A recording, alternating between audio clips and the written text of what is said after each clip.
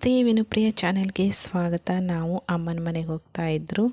ಹೆಗ್ಡೆಯಿಂದ ಹೊಳೆ ದಾಟಿ ಬಾರ್ಜ್ ಮೇಲೆ ಹೋಗ್ತಾ ಇದ್ರು.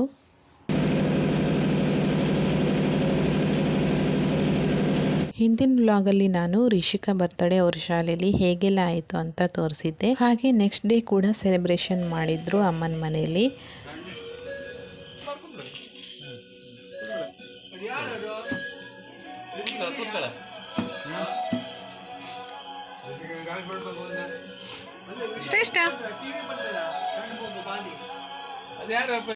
ರಿಷಿಕಾಗೆ ಈಗ 5 ವರ್ಷ ಆಗಿರೋದ್ರಿಂದ ಅವಳ ಬರ್ತ್ಡೇನ ಗ್ರ್ಯಾಂಡಾಗಿ ಮಾಡಬೇಕು ಅಂತ ಎಲ್ಲ ರಿಲೇಷನ್ನು ಕರೆದಿದ್ರು.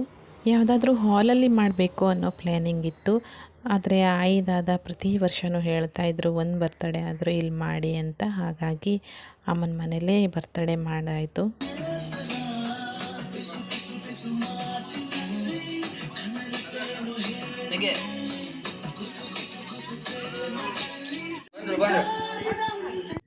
ನಮ್ಮ ಮಗಳಿಗಂತೂ ತುಂಬ ಖುಷಿಯಾಗಿಬಿಟ್ಟಿದೆ.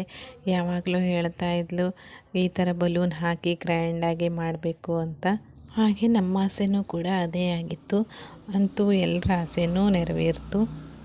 ಡೆಕೋರೇಷನ್ನವನ್ನು ಡೆಕೋರೇಟ್ ಮಾಡಿ ಹೋಗಾದಮೇಲೆ ಅದು ಸಿಂಪಲ್ ಆಯಿತು ಅಂತ ಅನ್ನಿಸ್ತು. ಹಾಗಾಗಿ ನಾನು ನಮ್ಮ ಮನೆಯವರು ಇಬ್ಬರು ಸೇರಿ ಇನ್ನೊಂದು ಸ್ವಲ್ಪ ಆ್ಯಡ್ ಮಾಡಿ ಇನ್ನೂ ಗ್ರ್ಯಾಂಡಾಗಿ ಮಾಡಿದರು.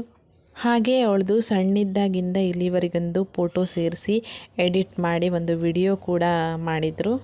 ಆ ಡೆಕೋರೇಷನ್ ಮಧ್ಯೆ ಟಿ ವಿ ತಂದಿಟ್ಟು ಅದು ವಿಡಿಯೋ ಸ್ಕ್ರೀನ್ ಮೇಲೆ ಬರೋ ಥರ ಆಗಲಿ ಅಂತ ತುಂಬ ಸರ್ಕಸ್ ಮಾಡಿದ್ದಾರೆ ನಮ್ಮ ಮನೆಯವರು.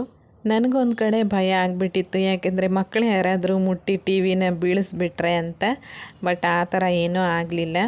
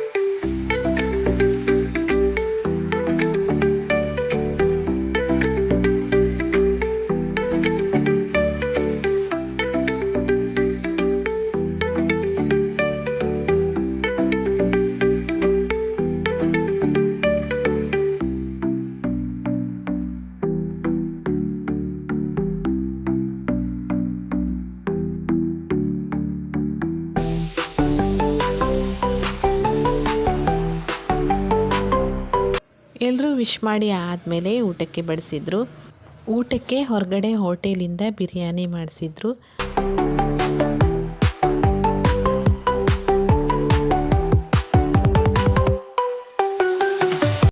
ಹೀಗೆ ನಮ್ಮ ರಿಷಿಕಾ ಬರ್ತ್ಡೇ ಸೆಲೆಬ್ರೇಷನ್ ತುಂಬ ಖುಷಿಯಿಂದ ಗ್ರ್ಯಾಂಡಾಗಿ ಆಯಿತು.